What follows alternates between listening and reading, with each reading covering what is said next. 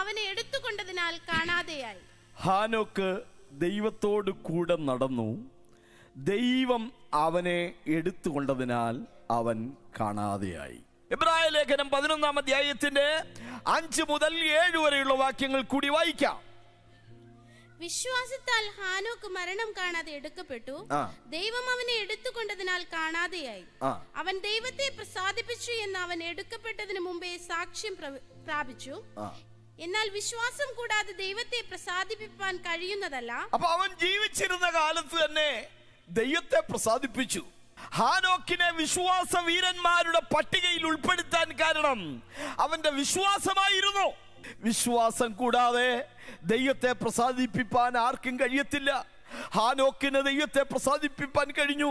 മാത്രമാണോ, അവന് നീതിമാനെന്ന് സാക്ഷ്യം ലഭിച്ചു. Price the lord, hallelujah. ദൈവത്തിൽ നിന്ന് ഒരു സാക്ഷ്യം ലഭിക്കുക എന്നുള്ളത് ജീവിതത്തിലെ വിലപ്പെട്ട കാര്യമാണ്. ദൈവം പലരെയും കുറിച്ച് സാക്ഷ്യം പറഞ്ഞിട്ടുണ്ട്.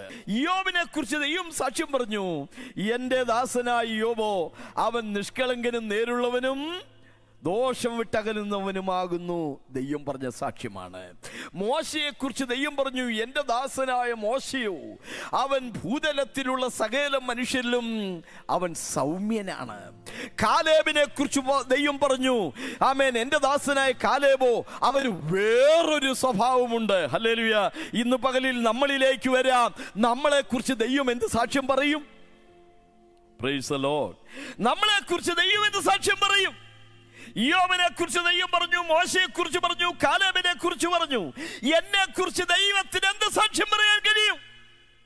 സ്തോത്രം. അബ്രഹാമിനെ കുറിച്ച് ദൈവത്തിന്റെ സ്നേഹിതൻ എന്ന് വേദപുസ്തകത്തിൽ 3 രേഖപ്പെടുത്തിയിട്ടുണ്ട്. ദിനവൃത്താന്ത പുസ്തകത്തിലും യെശയ്യാ പ്രവാചകന്റെ പുസ്തകത്തിലും പുതിയ നിയമത്തിൽ യാക്കോബിന്റെ ലേഖനത്തിലും 3 അവനെ ദൈവത്തിന്റെ സ്നേഹിതൻ എന്ന് വിളിച്ചു. ഹാനോക്കിന്റെ ചരിത്രം ഉൽപ്പത്തി പുസ്തകത്തിലാണ് നമ്മൾ വായിക്കുന്നത്. ബൈബിളിലെ ആദ്യം എഴുതിയ പുസ്തകം യോബിന്റെ പുസ്തകമാണ്.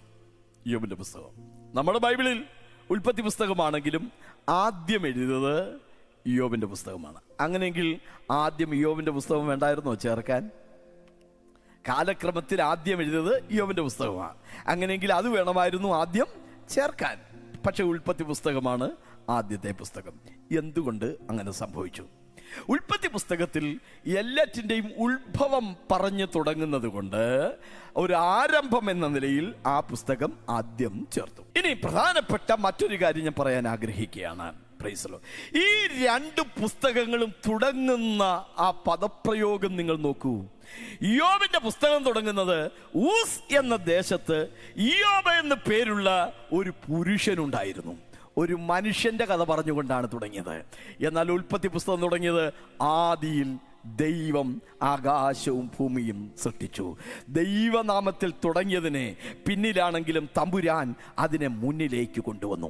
യോബിന്റെ പുസ്തകമാണ് ആദ്യത്തെ പുസ്തകം എന്ന് പറഞ്ഞപ്പോൾ അതിന് ചില കാരണങ്ങൾ ഞാൻ പറയാം.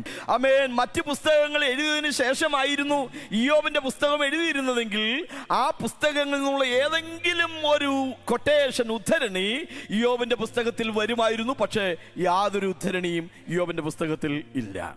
തന്നെയുമല്ല, യോബ് തന്റെ കുടുംബത്തിന് വേണ്ടി നന്നാ രാവിലെ എഴുന്നേറ്റ് യാഗമർപ്പിച്ച കുടുംബ പുരോഹിതനായിരുന്നു. ലേവ്യ പൗരോഹിത്യം വരുന്നതിന് മുമ്പ് ഇവിടെ പൗരോഹിത്യം ഉണ്ടായിരുന്നു, കുടുംബ പൗരോഹിത്യം. ഇത്രോ അഥവാ റഘുവേൽ എന്ന പുരോഹിതൻ, അല്ലെ? Price the Lord. മൽക്കീസദേക്ക് എന്ന പുരോഹിതൻ. അപ്പൊ പൗരോഹിത്യം നമ്മൾ കാണുന്നു, അത് ലേവ്യ പൗരോഹിത്യമല്ല, അത് കൂടാതെയുള്ള പൗരോഹിത്യം ലേവ്യ പൗരോഹിത്യം വരുന്നതിന് മുൻപുള്ള ഒരു പൗരോഹിത്യമാണ്. തന്നെയല്ല, തന്റെ സമ്പത്ത് കണക്കാക്കിയിരുന്നത് തനിക്ക് 500 കാളയും 3000 ഒട്ടകവും ഉണ്ടായിരുന്നു എന്ന് പറഞ്ഞ് അവന്റെ കന്നുകാലിയുടെ കണക്കാണ് പറഞ്ഞിരിക്കുന്നത്.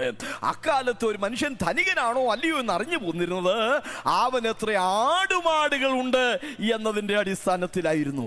തന്റെ ആടുമാടുകളെ പിടിച്ചുകൊണ്ടു പോയത് കൽദായർ, ശബായർ തുടങ്ങിയ ഗോത്രവർഗക്കാരാണ്, നാടോടി വർഗക്കാരാണ്. അത് അബ്രഹാമിന്റെ ഒക്കെ സമകാലികരായ ആളുകൾ. നാളുകളാണ്. തനിക്ക് അസുഖം വന്നതിന് ശേഷം 140 വർഷം കൂടെ ജീവിച്ചിരിക്കുന്നുണ്ട്.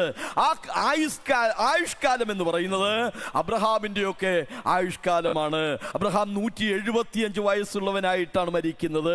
വിവിധ കാരണങ്ങളാൽ ഇയ്യോബിന്റെ പുസ്തകമായിരിക്കാം ആദ്യം എഴുതിയത് എന്ന് അനുമാനിക്കുകയാണ്. പക്ഷേ ആദ്യമാണ് എഴുതിയതെങ്കിലും ഒരു മനുഷ്യന്റെ കഥ പറഞ്ഞുകൊണ്ടാണ് തുടങ്ങിയത് എന്നുള്ളത് കൊണ്ട് അത് പുറകിലേക്ക് പോയി. ദൈവനാമത്തിൽ തുടങ്ങിയതിനെ തമ്പുരാൻ മുമ്പിലേക്ക് കൊണ്ടുവന്നു.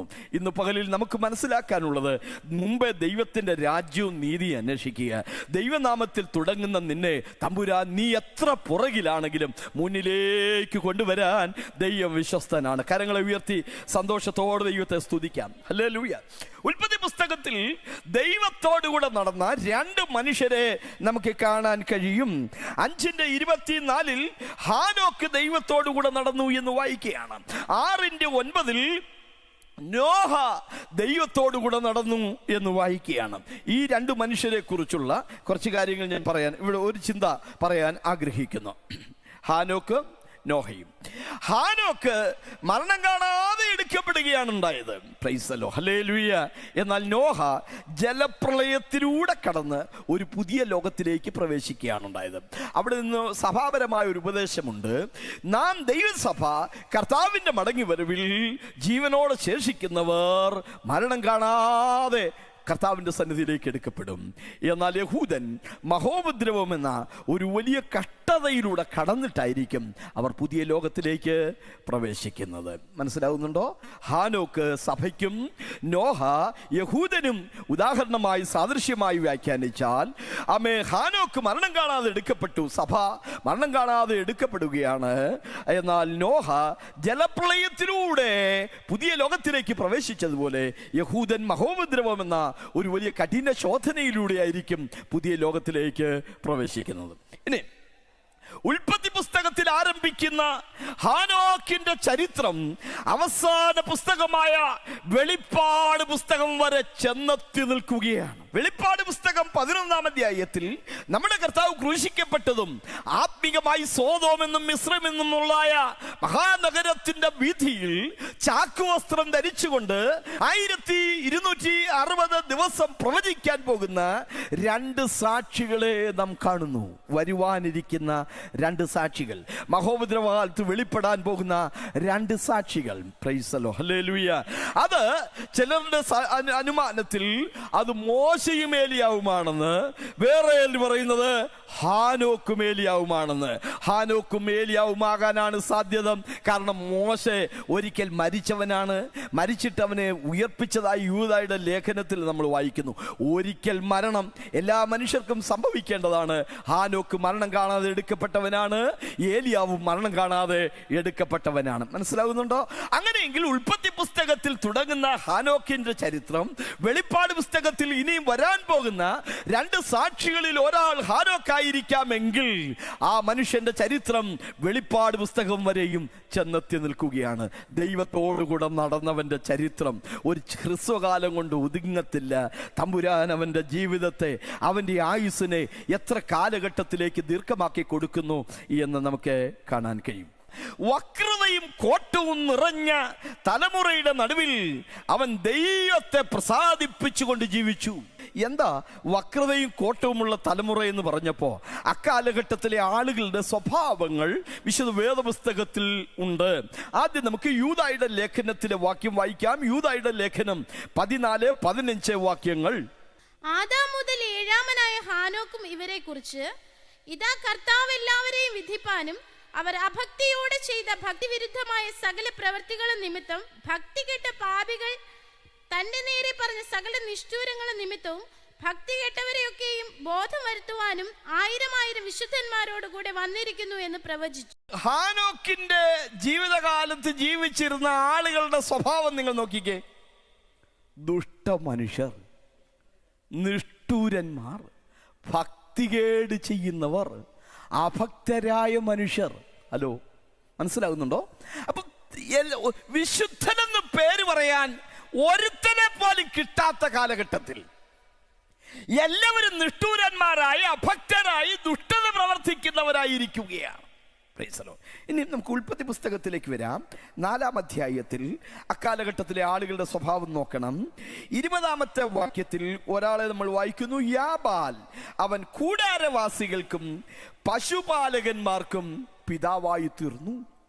വാക്യം 21, യൂബാൽ എന്ന് പറയുന്ന ഒരുവൻ കിന്നരവും വേണുവും ഉപയോഗിക്കുന്ന എല്ലാവർക്കും പിതാവായി മാറുകയാണ്.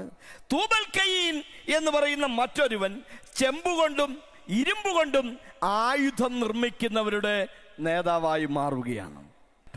പക്ഷെ അക്കാലത്ത് ജീവിച്ചിരുന്നപ്പോൾ അവരൊക്കെ എന്ത് ചെയ്തു? എന്തെങ്കിലുമൊക്കെ പ്രസ്ഥാനങ്ങൾ പണിതുണ്ടാക്കി. എന്നിട്ട് അതിൻ്റെ നടുവിലാണ് ഹാനോക്ക് എന്ന് പറയുന്ന ഒരുവൻ ദൈവത്തോടുകൂടെ നടക്കുക.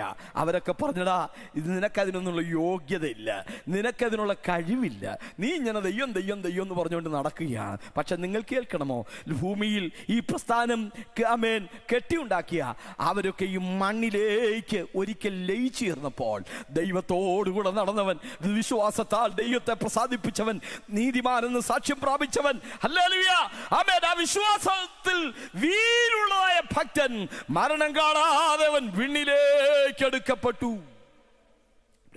അക്കാലത്തിലെ സമകാലിക ലോകം. യൂദായുടെ ലേഖനത്തിൽ പല പദങ്ങൾ നമ്മൾ കണ്ടു. നിഷ്ഠൂരന്മാർ, അഭക്തന്മാർ, നീതികേട് പ്രവർത്തിക്കുന്നവർ. ഉൽപ്പത്തി പുസ്തകം 4-ാം അധ്യായത്തിൽ നമ്മൾ കണ്ടു, ആ കൂടാരവാസികളുടെ പിതാവായി മാറുന്നു, അത് സംഗീതജ്ഞന്മാരുടെ പിതാവായി മാറുന്നു, അല്ലെ, പശുപാലകന്മാരുടെ പിതാവായി മാറുന്നു. ഇങ്ങനത്തെ ഒരു യോഗ്യതയും പറയാൻ ഹാനോക്കിനില്ല. ലാമേക്ക് എന്ന് പറയുന്ന ഒരുവൻ, അവൻ ബഹുഭാര്യത്വവും പ്രതികാര ചിന്തയും കൊലക്കത്തിയുമായി നടക്കുക. അവൻ 2 ഭാര്യമാരെ എടുത്തു, ആദിയും സില്ലയും. എന്നിട്ട് ഈ പെമ്പർനോത്തിയുടെ അടുക്കൽ ഇവൻ വീരവാദം പറയുക, ആദിയും സില്ലയുമായുള്ളവരെ കേൾപ്പീൻ, എൻ്റെ മുറിവിന് പകരം ഒരു പുരുഷനെയും എൻ്റെ പരുക്കിന് പകരം ഒരു യുവാവിനെയും കൊല്ലും. കായിന് പകരം 7 ഇരട്ടിയെങ്കിൽ ലാമേക്കിന് പകരം 77 ഇരട്ടി പകരം ചെയ്യുമെന്ന് പറഞ്ഞ് പ്രതികാര ചിന്തയുമായി നടക്കുകയാണ്.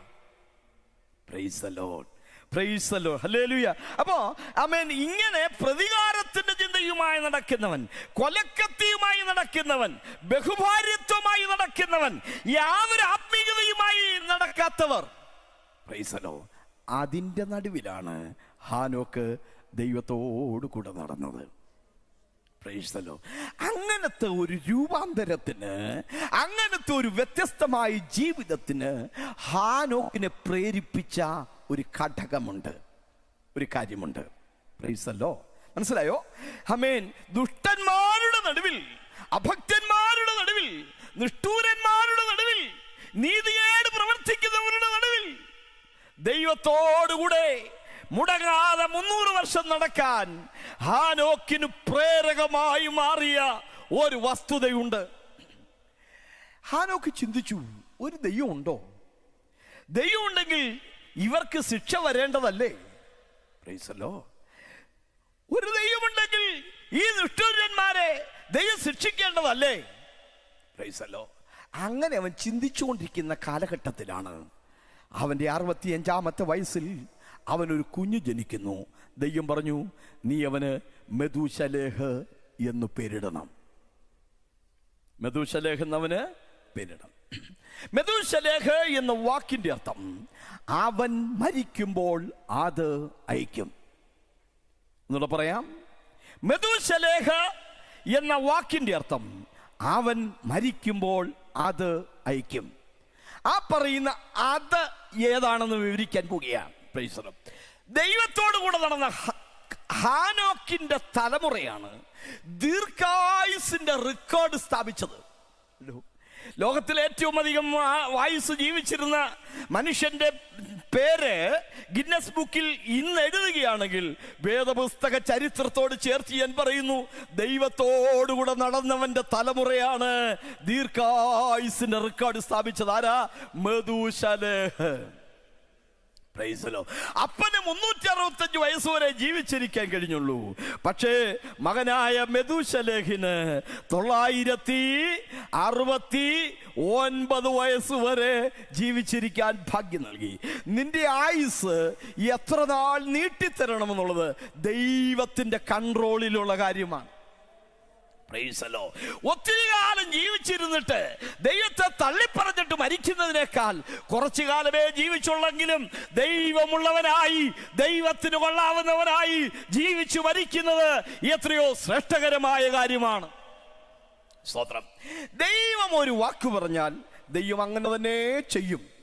വേദപുസ്തകത്തിൽ ഞാനൊന്ന് വിശദീകരിക്കാൻ പോവുകയാണ്. മെഥൂശലേഹന് 187 വയസ്സാകുമ്പോൾ ലാമേക്ക് ജനിക്കുന്നു. ലാമേക്കിന് 182 വയസ്സായപ്പോൾ നോഹ ജനിക്കുന്നു. ഇനി 7-ാം അധ്യായം 6-ാം വാക്യം. ഭൂമിയിൽ ജലപ്രളയം ഉണ്ടായപ്പോൾ നോഹയ്ക്ക് 600 വയസ്സായിരുന്നു. ഒന്ന് കൂട്ടി പറയണം, മൊത്തം ഇപ്പൊ എത്ര വയസ്സായെന്ന്. ഹലോ, ഒന്ന് കണക്കൂട്ടി നോക്കിക്കേ. 187 അധികം 182 369 പ്ലസ് 600 എത്ര? 969. ദൈവം എന്താ പറഞ്ഞത്? അവൻ മരിക്കുമ്പോൾ അത് അയക്കും.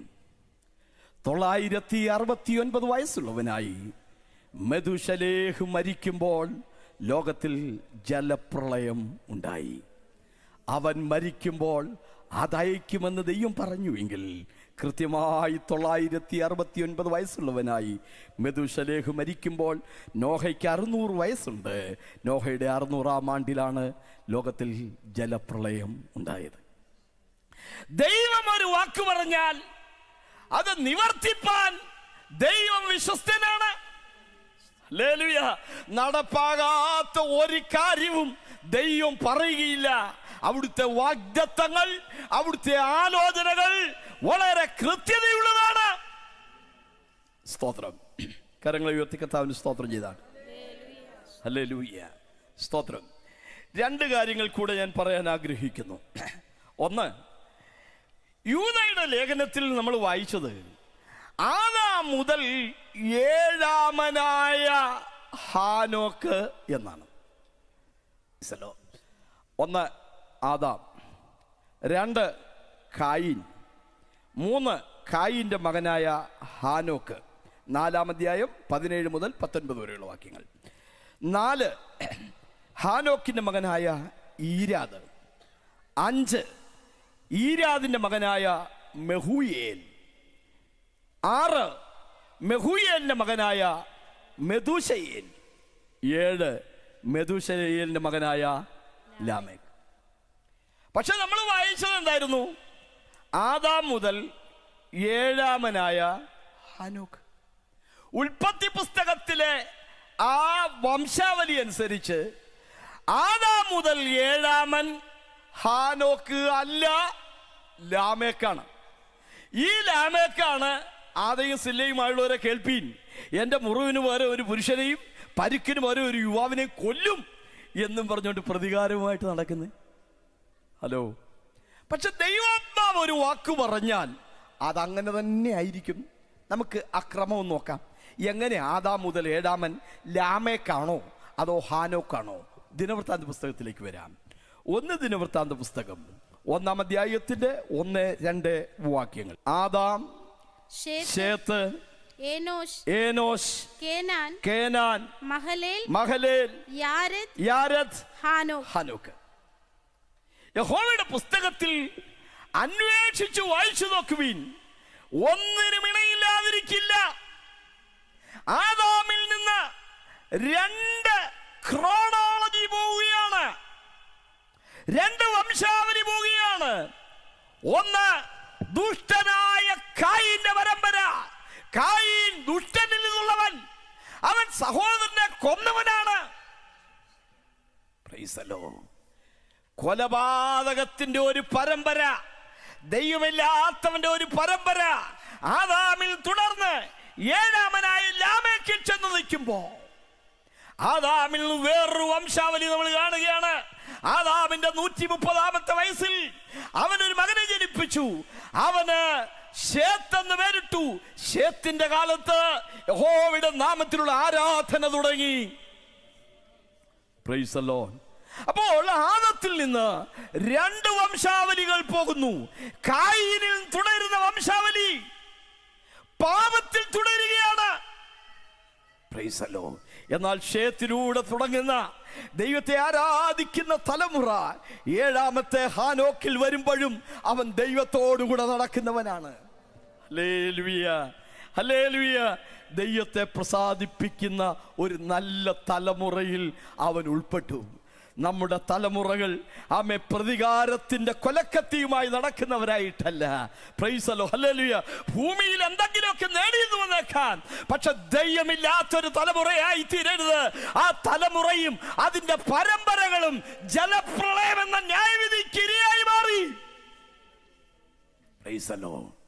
എന്നാൽ ദൈവത്തോടു കൂടെ നടന്ന ആമേൻ ശേത്ത് ആ പരമ്പരയിൽ 7ാമനായി ഹാനോക്ക് വരികയാണ്. വേറൊരു കണക്കുകൂടെ വേദപുസ്തകത്തിൽ ഞാൻ നിങ്ങളുടെ ശ്രദ്ധയിലേക്ക് കൊണ്ടുവരാൻ പോവുകയാണ്. ഹാനോക്ക് എത്ര വർഷം ദൈവത്തോടു കൂടെ നടന്നു? 300 വർഷം. 300 വർഷം. 30 വർഷം വിശ്വാസ ജീവിതം ചെയ്തു കഴിയുമ്പോഴത്തേക്ക്, ഹലോ, രക്ഷിക്കപ്പെട്ടിട്ട് എത്ര വർഷമായി? 30 വർഷമായി. 30 വർഷമൊക്കെ ആയിക്കഴിഞ്ഞാ അവര് കൈയടിക്കത്തില്ല.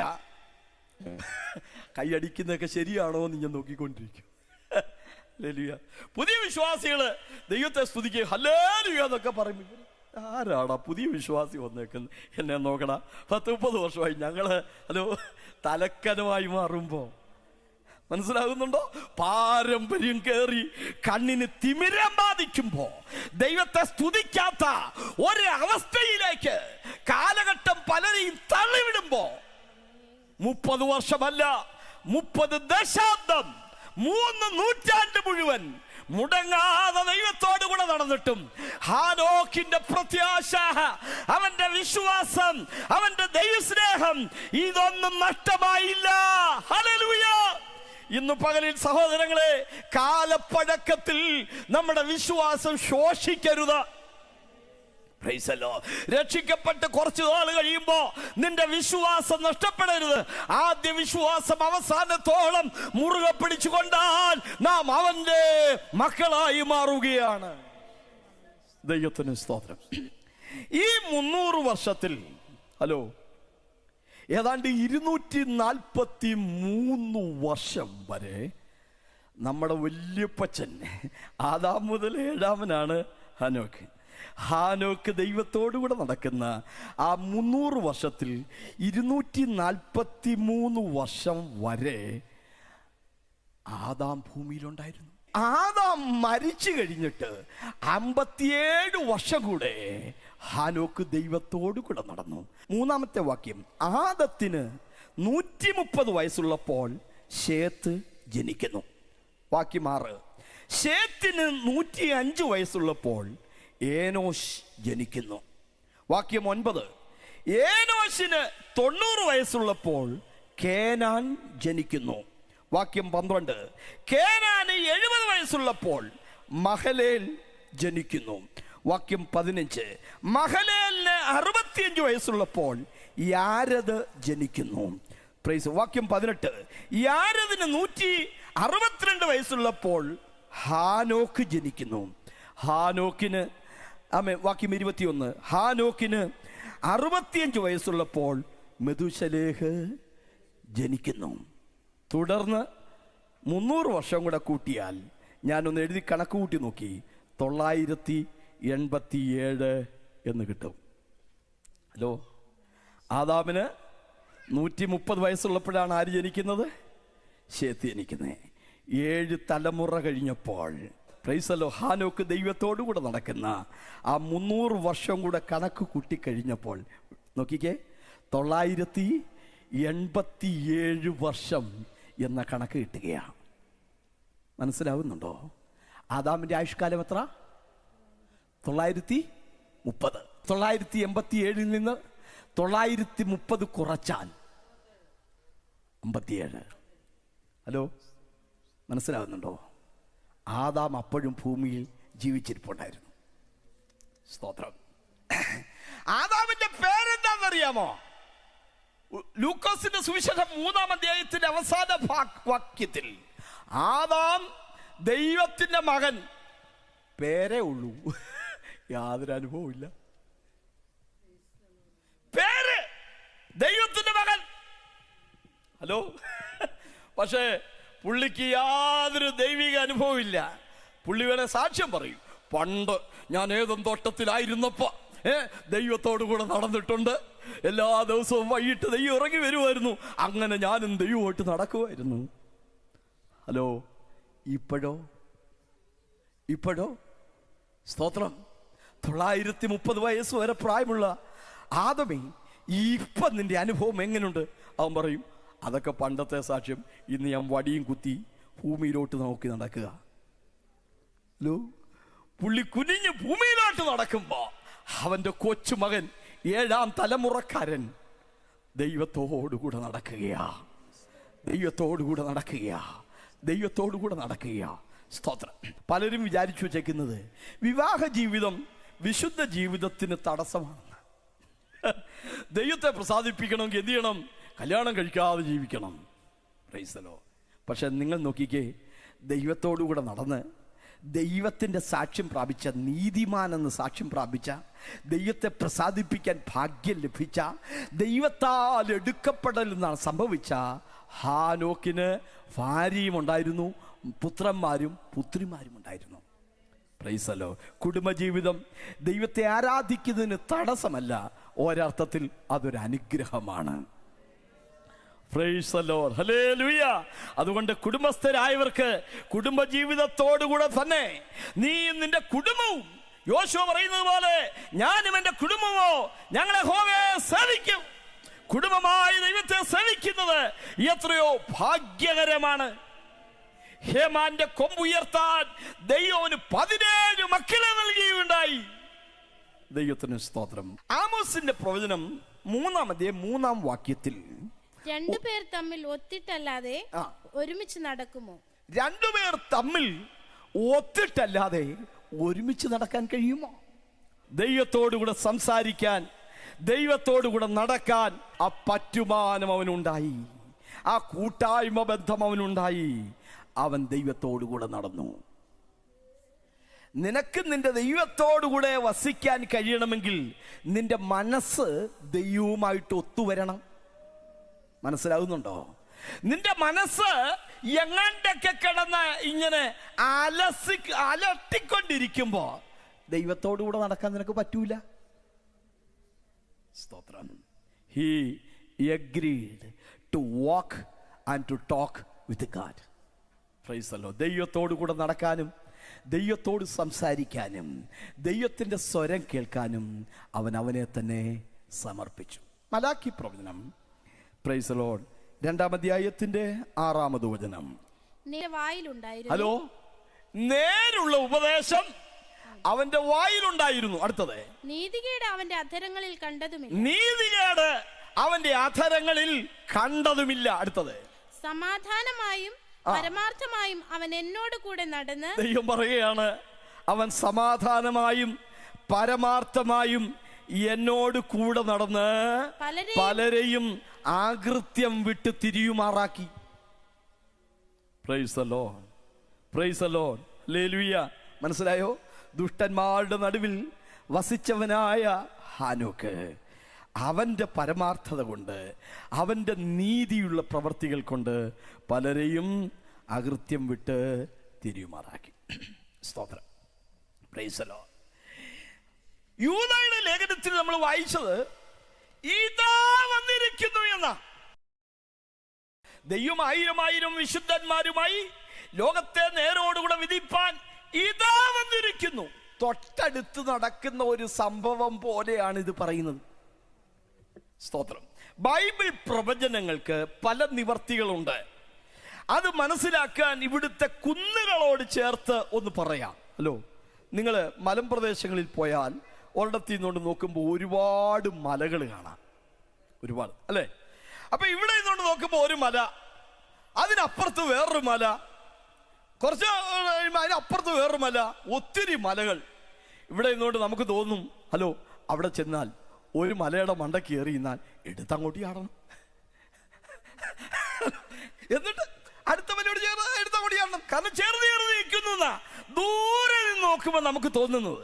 പക്ഷെ അവിടെ ചെന്ന് നോക്കുമ്പോഴാണ് അറിയുന്നത്, എടുത്തിയാടിയ കാലൊടിയത്തേ ഉള്ളൂ, അല്ല, ഒരു മലയിൽ നിന്ന് അടുത്ത മലയിലേക്ക് ചെല്ലണമെങ്കിൽ എന്ത് ചെയ്യണം? 50 കിലോമീറ്റർ പോവണം. അടുത്തടുത്ത് കിടക്കുന്നു എന്നോ നടക്കുന്നു എന്നോ നമുക്ക് തോന്നുമെങ്കിലും പ്രവാചകന് ഹല്ലേലൂയ അത് അടുത്ത് സംഭവിക്കുന്നതായിട്ടാണ് കാണുന്നത്.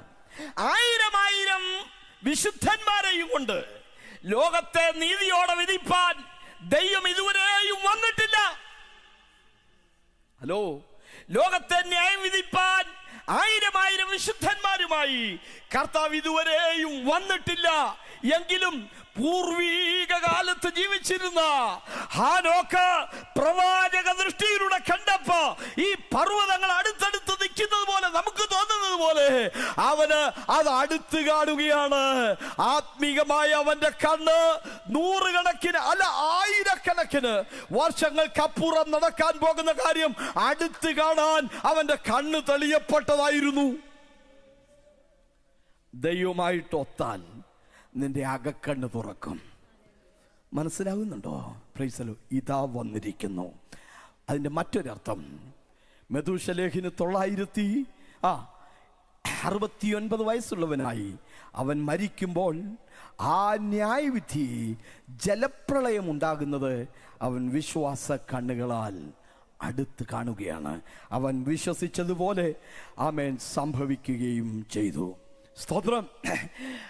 ഹാനോക്കിന് ജീവിതത്തിൽ ഒറ്റ ലക്ഷ്യമേ ഉണ്ടായിരുന്നുള്ളൂ. How can I please the Lord? ദൈവത്തെ എങ്ങനെ പ്രസാദിപ്പിക്കാൻ കഴിയും? സ്തോത്രം. ഞാൻ പറഞ്ഞു, അക്കാലത്തെ മനുഷ്യരൊക്കെ വക്രതയും കോട്ടവുമുള്ള തലമുറയുടെ നടുവിൽ നിഷ്ഠൂരന്മാരായി, അഭക്തന്മാരായി, നീതികേട് പ്രവർത്തിക്കുന്നവരായി, സ്തോത്രം, കൊലക്കത്തിയും ബഹുഭാര്യത്വവും ഒക്കെയായി നടക്കുമ്പോൾ പ്രൈസ് ദി ലോർഡ് ഇവൻ ദൈവത്തോടു കൂടെ നടന്നു. വേദപുസ്തകത്തിലെ ഒരു വാക്യം, യാക്കോബിന്റെ ലേഖനം 4-ാം അധ്യായം 4-ാം വാക്യം,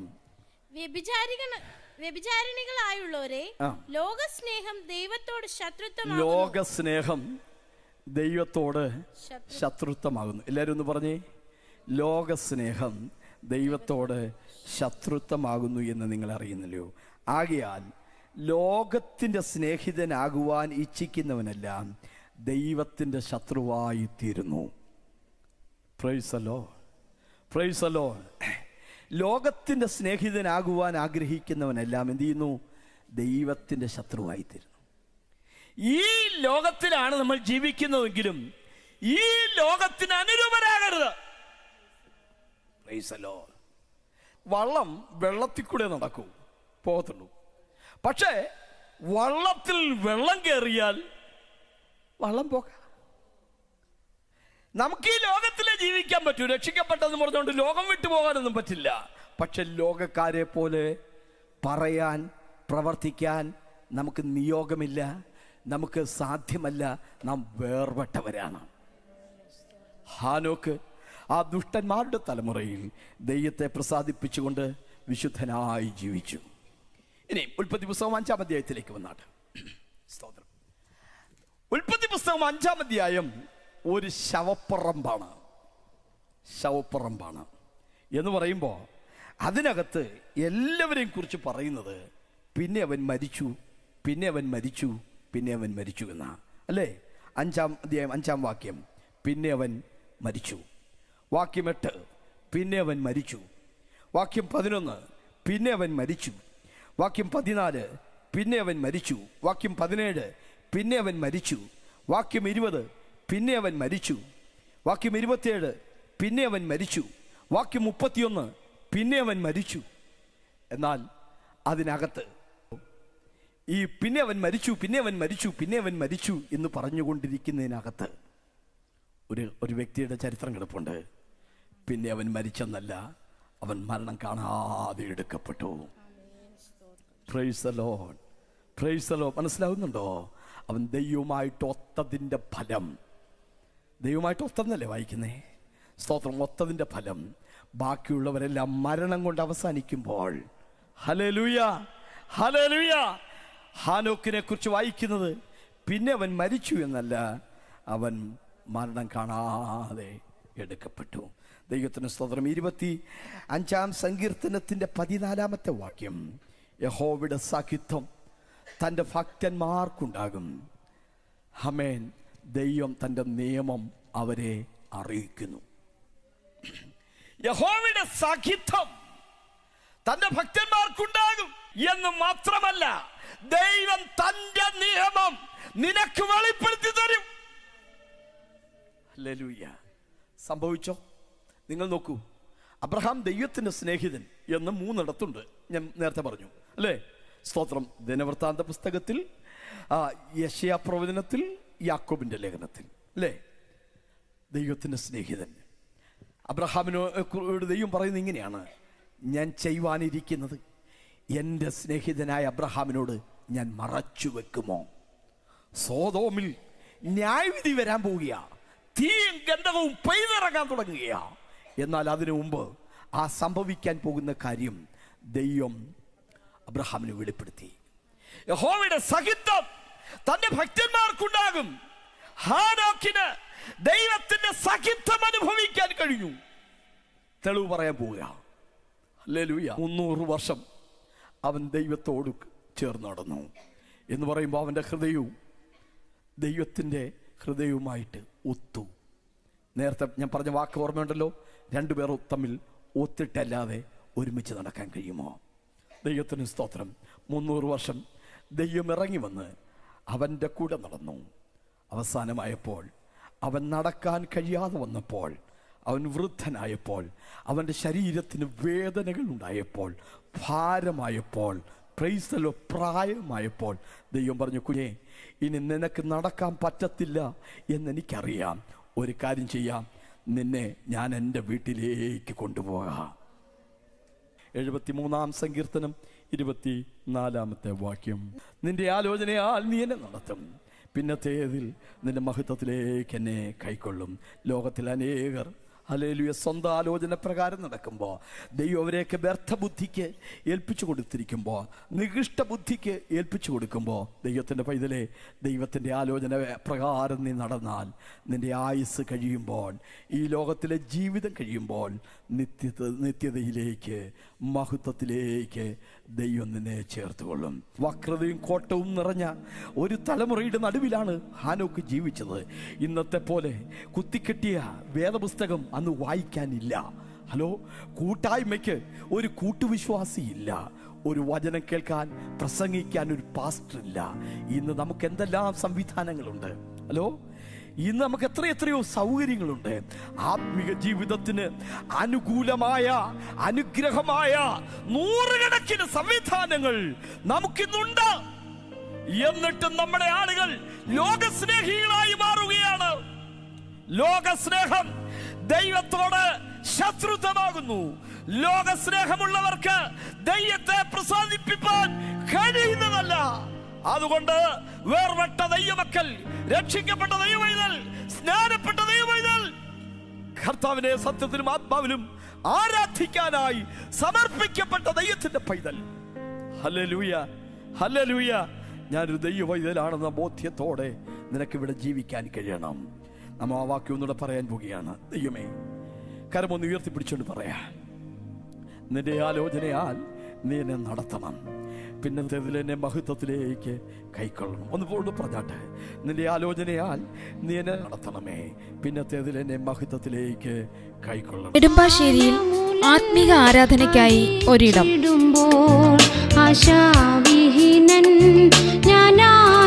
പാസ്റ്റർ ബാബു ജോർജ് പത്തനാപുരം എഴുതിയ പുസ്തകങ്ങൾ ലഭ്യമാണ്. ശബ്ദം പിൻപിൽ കെട്ടിടും,